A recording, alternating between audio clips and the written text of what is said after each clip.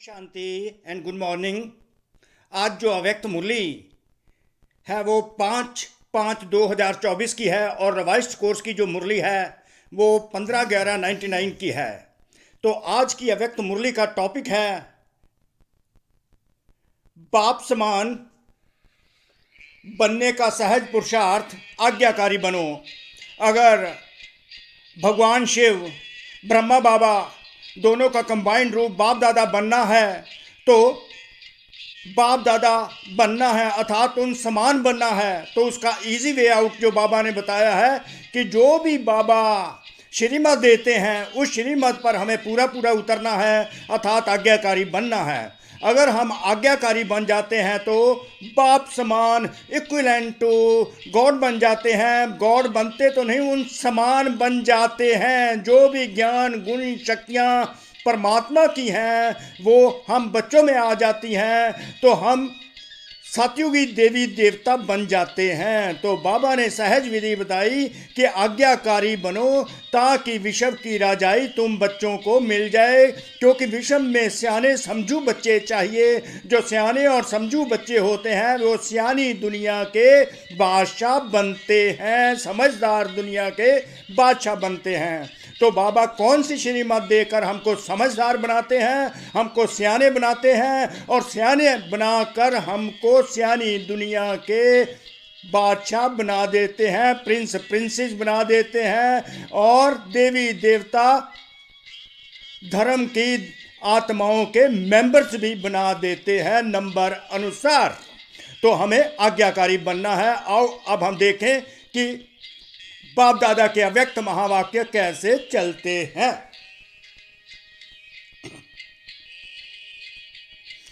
आज बाप दादा अपने हौली हंस मंडली को देख रहे हैं, तो अनुभव कीजिए परमात्मा शिव, ब्रह्मा बाबा, बाप दादा, हम हौली हंसों को देख रहे हैं। हर एक बच्चा हौली हंस है। बाबा ने हमको टाइटल दे दिया, हम हौली हंस आत्माएं हैं। परमात्मा हमको फ्यूचरिस्टिक दृष्टि से देखते हैं, वर्तमान हमारा नहीं देखते। हमको हौली हंस जो बनाना चाहते हैं वही देख रहे हैं। सदा मन में ज्ञान रत्नों का मनन करते रहते हैं।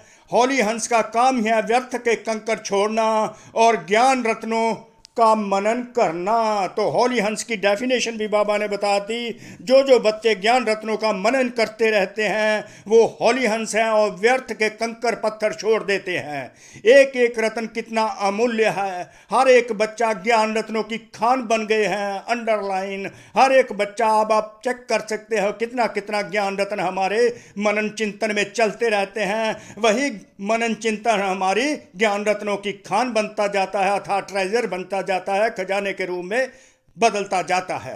ज्ञान रत्न के खजाने से सदा भरपूर रहते हैं, सदा ही ज्ञान रत्नों के खजाने से भरपूर रहते हैं अर्थात सदा हंस बुद्धि बनकर रहते हैं। जो परमात्मा शिव हम बच्चों को देख रहे हैं। आज बाप दादा बच्चों में एक विशेष बात चेक कर रहे हैं। अंडरलाइन कीजिएगा क्या चेकिंग की, क्या थी वो चेकिंग। ज्ञान व योग की सहज धारणा का सहज साधन है बाप और दादा के आज्ञाकारी बन चलना।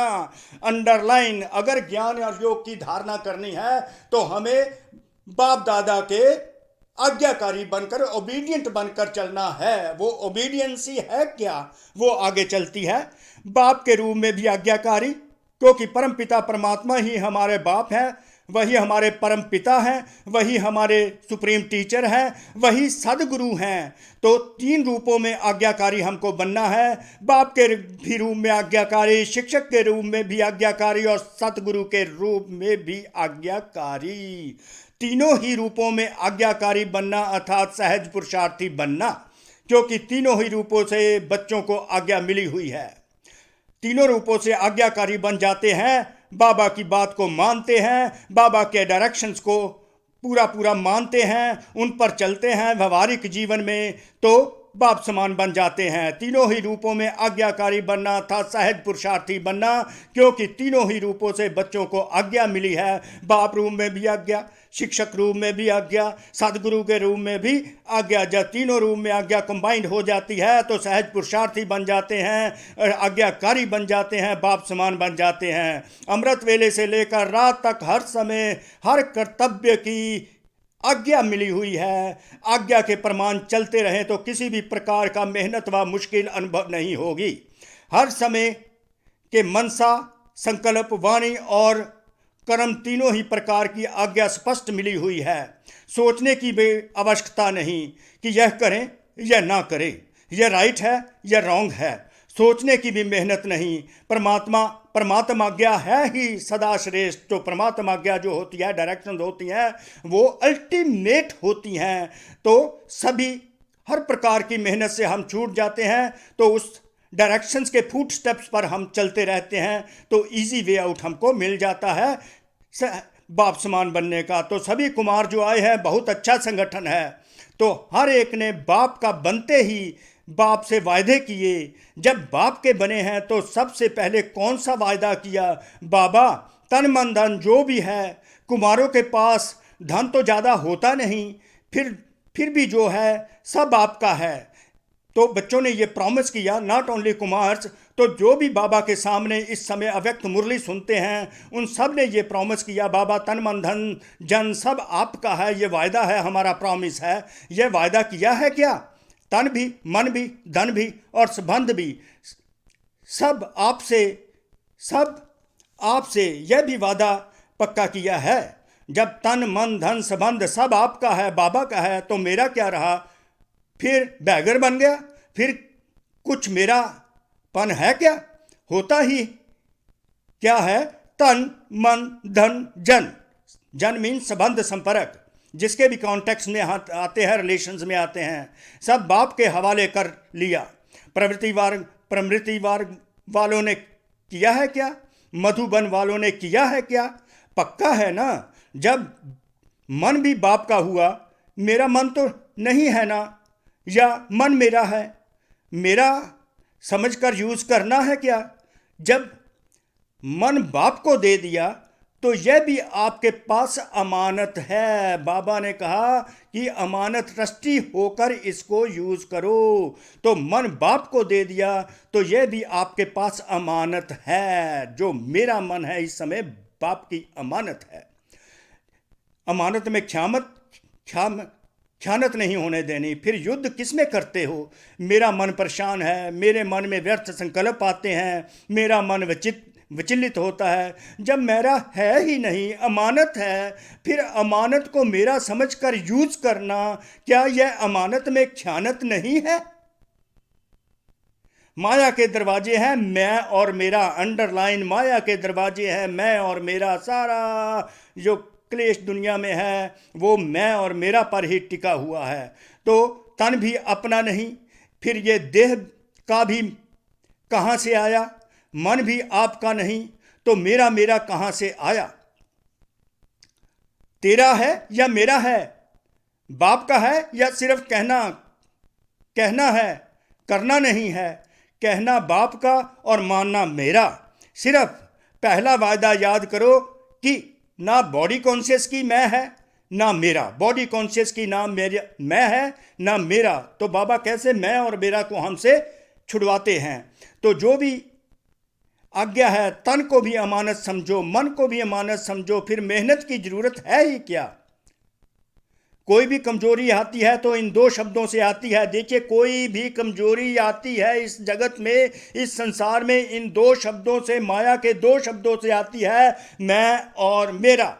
तो ना अपना तन है, ना बॉडी कॉन्शियस का मैं, बॉडी कॉन्शियस का मैं। मन में जो भी संकल्प चलते हैं, अगर आज्ञाकारी हो तो बाप की आज्ञा क्या है? अंडरलाइन सारी मुरली का सार यहाँ पर है। मन में जो भी संकल्प चलते हैं, अगर आज्ञाकारी हो तो बाप की आज्ञा क्या है? क्या है बाप की आज्ञा? पॉजिटिव सोचो, शुभ भावना के संकल्प करो।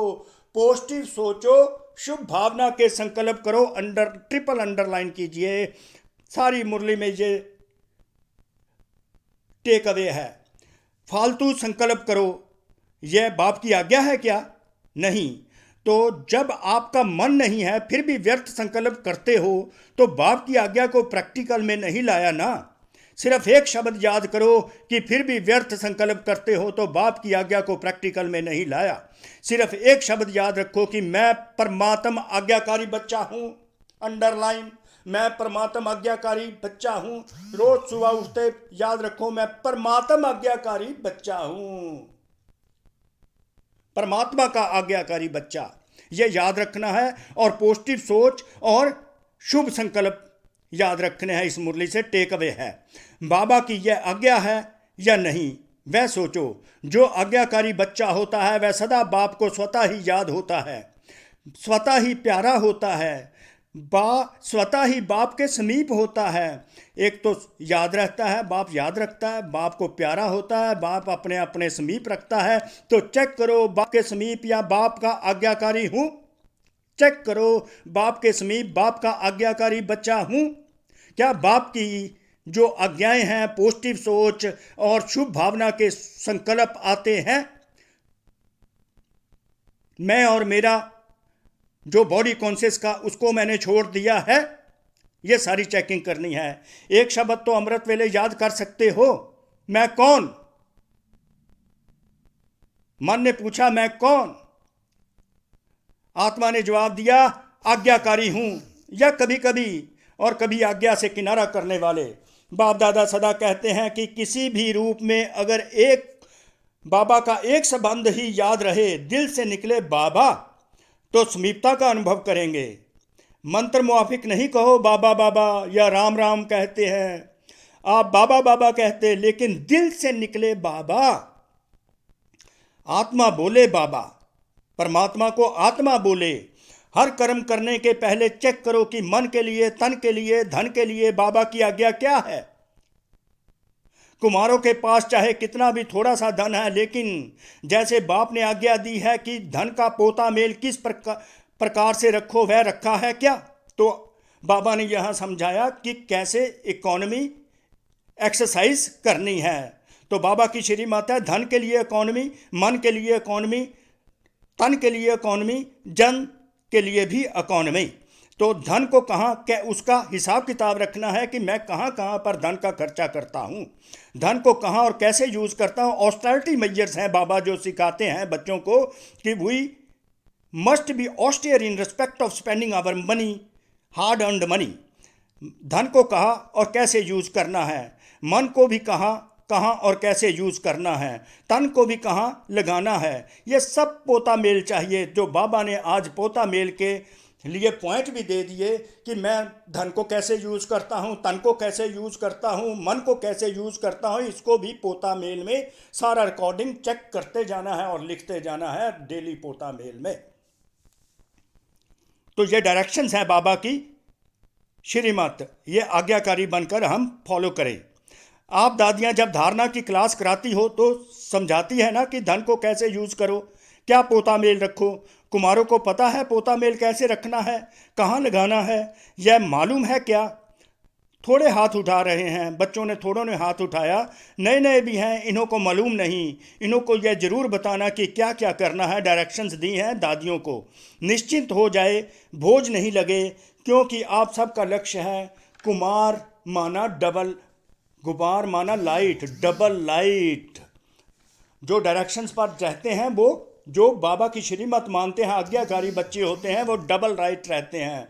कुमारों का लक्ष्य है ना कि हमको नंबर 1 आना है, तो लक्ष्य के साथ लक्षण भी चाहिए। लक्ष्य बहुत ऊंचा हो और लक्षण नहीं हो तो लक्ष्य तक पहुंचना मुश्किल है। इसलिए जो भी बाप की आज्ञा है उसको सदा बुद्धि में रख, फिर कार्य में लगाओ, तो हमारा जीवन बाप की श्रीमत के अकॉर्डिंगली ही चलना चाहिए। हमारा तन भी वैसे चले, मन भी वैसे चले, धन भी वैसे चले, जन संपर्क में भी हम वैसे ही बाप के डायरेक्शंस के अनुसार आए, तो हम डबल लाइट हो जाएंगे, डबल लाइट फरिश्ता बन जाएंगे।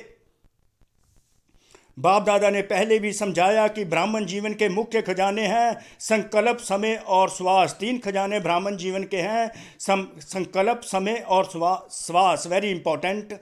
आपके श्वास भी बहुत अमूल्य हैं। एक श्वास भी कॉमन नहीं हो, व्यर्थ नहीं हो। भक्ति में कहते हैं श्वासोश्वास अपने इष्ट को याद करो। श्वास भी व्यर्थ नहीं जाए। ज्ञान का खजाना, शक्तियों का खजाना यह तो है ही है। बाबा कहते एक सांस भी वेस्ट ना जाए, इतना अमूल्य है। संगम युग का एक श्वास भी इतना अमूल्य है। लेकिन मुख्य यह 3 खजाने संकल्प, समय और श्वास। ज्ञान, गुण, शक्तियाँ तो सेपरेट हैं ही हैं। ये संकल्प, समय और श्वास आज्ञा प्रमाण सफल होते हैं क्या? व्यर्थ तो नहीं टाइम जाता, थॉट्स तो नहीं व्यर्थ जाते, श्वास तो नहीं व्यर्थ जाता, क्योंकि व्यर्थ जाने से जमा नहीं होता। तो संगम युग जमा करने का वेला है और जमा का खाता इस संगम पर ही जमा करना है। जो हम संगम पर हैं वही हम सतयुग में होंगे। तो इसलिए Sangam Yug is the most important for we children. चाहे सतयुग त्रेता में श्रेष्ठ पद प्राप्त करना है, चाहे द्वापर कलयुग में पूज्य पद पाना है, लेकिन दोनों को जमा इस संगम पर करना है। इस हिसाब से सोचो कि संगम समय की जीवन के छोटे से जन्म के संकल्प, समय, श्वास कितने अमूल्य हैं। तो इस समय हमारा संकल्प, समय और श्वास कितना अमूल्य है, इस पर हमें मेन फोकस करना है कि ये हमारे वेस्ट ना जाए, ये जमा करने का काम करें। ये बाबा की श्रीमत है, इस पर हमें आज्ञाकारी बनना है। इसमें अलबेले नहीं बनना। जैसा आया बीत गया, दिन बीता नहीं, लेकिन एक दिन में बहुत बहुत गुआया। जब भी कोई फालतू संकल्प, समय जाता है तो ऐसे नहीं समझो चलो 5 मिनट ही गए, 2 मिनट ही गए। बचाओ समय अनुसार। प्रकृति अपने कार्य में कितनी तीव्र है, कंपैरिजन प्रकृति के साथ हमारी स्पीड का कुछ ना कुछ खेल दिखाती है, कहाँ ना कहाँ खेल दिखाती रहती है। लेकिन प्राकृति पति ब्राह्मण बच्चों का खेल एक ही है, उड़ती कला। चाहे प्राकृति नेचुरल कलामिटी कितनी भी आ जाए, तो बाबा ने कहा मेरे बच्चे उड़ती कला में ही रहेंगे। डायरेक्शन दे दी। इस डायरेक्शंस के अनुसार हमें क्राइसिस पीरियड में उड़ती कला में रहना है, सदा खुश रहना है। तो प्रकृति तो खेल दिखाती है, लेकिन ब्राह्मण अपनी उड़ती कला का खेल दिखा रहे हो। आपकी उड़ती कला रहनी चाहिए, चाहे नेचुरल क्लामिटी कितनी आ जाए, प्रकृति अपने कितने खेल करे, तुम्हारा खेल कौन सा है? उड़ती कला का। कोई बच्चे ने बाप दादा को, यह उड़ीसा में उस समय कोई नेचुरल क्लामिटी आई थी, जब ये मुरली चली थी, तो उस समय बाबा की क्या डायरेक्शन रही? एक तरफ नेचुरल क्लामिटी थी, प्रकृति के खेल चल रहे, तो बाबा ने यही जोर दिया कि उड़ती कला का। कोई बच्चे ने बाप दादा को यह उड़ीसा की रिजल्ट लिख कर दी, यह हुआ, तो वह प्रकृति का खेल तो देख लिया। लेकिन बाप दादा पूछते हैं कि आप लोगों ने सिर्फ प्रकृति का खेल देखा या उड़ती कला के खेल में बिजी रहे? क्वेश्चन कितना सॉलिड है। या सिर्फ समाचार सुनते रहे? समाचार तो सब सुनना भी पड़ता है, परंतु जितना समाचार सुनने में इंटरेस्ट रहता है, उतना अपनी उड़ती कला की बाजी में रहने का इंटरेस्ट रहा है क्या? कई बच्चे गुप्त योगी भी हैं। ऐसे गुप्त योगी बच्चों को बाप दादा की मदद भी बहुत मिली है, और ऐसे बच्चे स्वयं भी अचल, अंडरलाइन, स्टेबल, डिटैच ऑब्जर्वर और वायुमंडल में, एटमॉस्फेयर में भी समय का कॉपरेशन देते हैं। तो जो गुप्त योगी बच्चे हैं उनको बाबा मदद करते हैं। ऐसे गुप्त योगी जो बच्चे होते हैं वह अचल होकर प्रकृति का खेल देखते हैं, साक्षी होकर खेल देखते हैं, राधर वो वायुमंडल में अपना सहयोग भी देते हैं। जैसे कौन सा सहयोग देना है बच्चों को, और बाबा आगे डायरेक्शंस देते हैं। जैसे स्थूल सहयोग देने वाले, चाहे गवर्नमेंट चाहे आसपास के लोग सहयोग देने के लिए तैयार हो जाते हैं, और ब्राह्मण आत्माओं ने अपना सहयोग शांति, शक्ति, सुख देने का जो ईश्वरीय श्रेष्ठ कार्य है वह किया। अंडरलाइन, ईश्वरीय श्रेष्ठ कार्य है शक्ति, शांति, सुख हर आत्मा को देना है। जब प्रकृति अपना खेल करती है तो बाबा पूछते ये खेल तुमने किया? तुम ये खेल करो, प्रकृति अपना खेल करेगी। जब तुम ये खेल करोगे, अपना सहयोग दोगे, ऐसी आत्माओं को शक्ति दोगे, शांति दोगे, सुख दोगे, तो तुम उड़ती कला में रहोगे। बाबा ने ये क्वेश्चन किया कि ये कार्य किया है, ये ईश्वरीय श्रेष्ठ कार्य है। जैसे वह गवर्नमेंट ने यह किया, फलाने देश ने यह किया, फौरन ही अनाउंसमेंट करने लग जाते हैं, अर्थात न्यूज़ में आना लगता है। तो बाप दादा पूछते हैं, आप ब्राह्मणों ने भी अपना ये कार्य किया? आपको भी अलर्ट होना चाहिए, स्थूल सहयोग देना यह भी आवश्यक होता है, इसमें बाप दादा मना नहीं करते। लेकिन जो ब्राह्मण आत्माओं का विशेष कार्य है, जो कोई सहयोग नहीं दे सकता, ऐसा सहयोग अलर्ट होके आपने दिया क्या? देना है ना? या सिर्फ उन्हों को वस्त्र चाहिए, अनाज चाहिए? वस्त्र और अनाज से ज़्यादा इंपॉर्टेंट बाबा क्या बताते हैं, पहले तो मन में शांति चाहिए, सामना करने की शक्ति चाहिए, उसके बाद वस्त्र और अनाज। तो पहले मन की शांति और शक्ति आप बच्चे ही दे सकते हो। तो प्रकृति जब आपदा आती है तो खेल में तुम उड़ने का खेल करो और उनको स्थूल सहयोग भी दो, और सूक्ष्म सहयोग आप बच्चे ही दे सकते हो। स्थूल से मोर इम्पोर्टेंट जो बाबा ने कहा, सूक्ष्म शक्तियां हैं और सूक्ष्म शांति है। तो स्थूल के साथ सूक्ष्म सहयोग ब्राह्मण ही दे सकते हैं, अंडरलाइन, और कोई नहीं दे सकता। तो यह कुछ भी नहीं है, तो यह तो अभी रिहर्सल कुछ भी नहीं, यह रिहर्सल है। रियल तो आने वाला है, उसकी रिहर्सल आपको भी बाप या समय करा रहा है। जो भी शक्तियां, जो भी खजाने आपके पास हैं, उसको समय पर यूज करना आता है।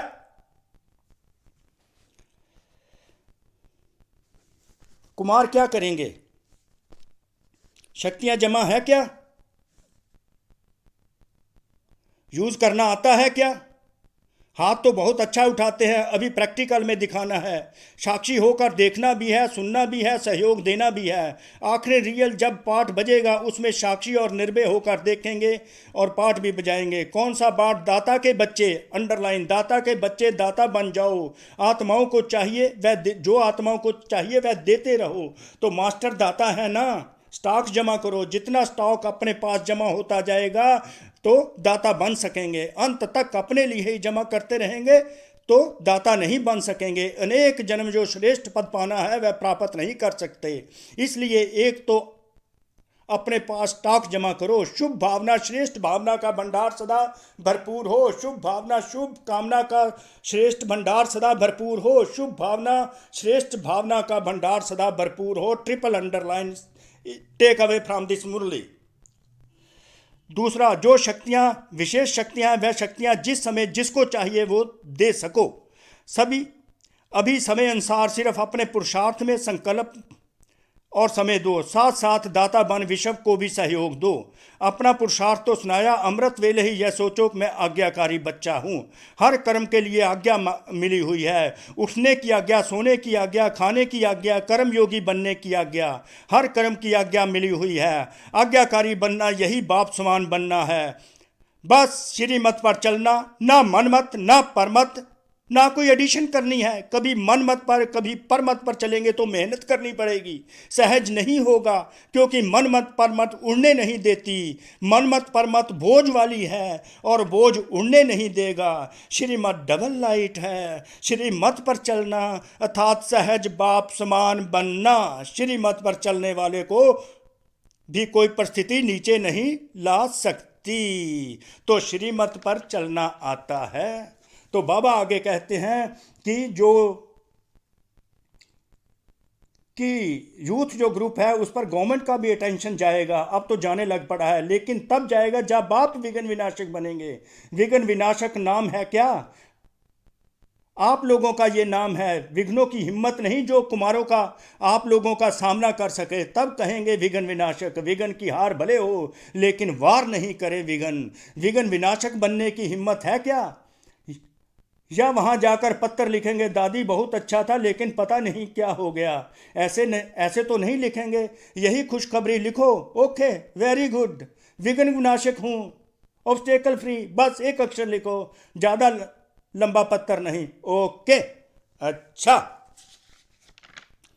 तो इस प्रकार आगे बाबा याद प्यार देते हैं, चारों ओर के बाप दादा के आज्ञाकारी बच्चों को, सदा विघ्न विनाशक बच्चों को, सदा श्रीमत पर चलने वाले बच्चों को, मेहनत से मुक्त रहने वाले आज्ञाकारी बच्चों को, सदा मौज में उड़ने और उड़ाने वाले आज्ञाकारी बच्चों को, सर्व खजानों के भंडार से भरपूर रहने वाले, बाप के समीप और समान रहने वाले बच्चों को बहुत बहुत याद प्यार और नमस्ते। कुमारों को भी विशेष अथक और एवर रेडी सदा उड़ती कला में उड़ने वालों को बाप दादा का विशेष याद प्यार। तो इस प्रकार बाबा ने ये मुरली चलाई को। तो आगे बाबा वरदान देते हैं, सदा रूहानी स्थिति, बहुत ही अच्छा वरदान है। सदा रूहानी स्थिति में दूसरों की भी रूह को देखने वाले रूहानी गुलाब भाव। रूहानी गुलाब कौन सा होता है, रूहानी गुलाब कैसे बनते हैं, वो विधि है। रूहानी गुलाब भव का वरदान दिया, कैसे बनना है, रूहानी स्थिति में रहना है, दूसरों को भी रूह देखना है।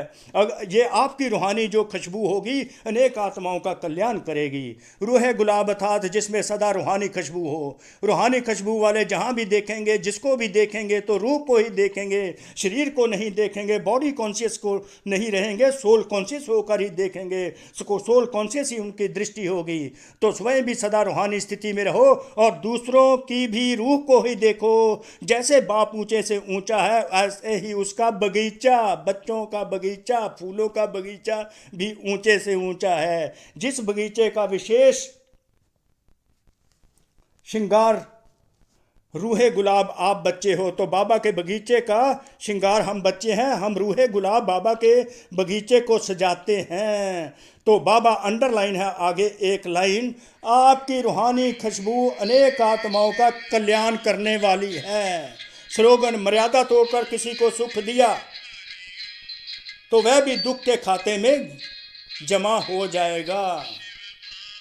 नियमों से परे होकर कोई किसी को सुख दिया तो वो भी बाबा कहते दुख के खाते में जमा होगा।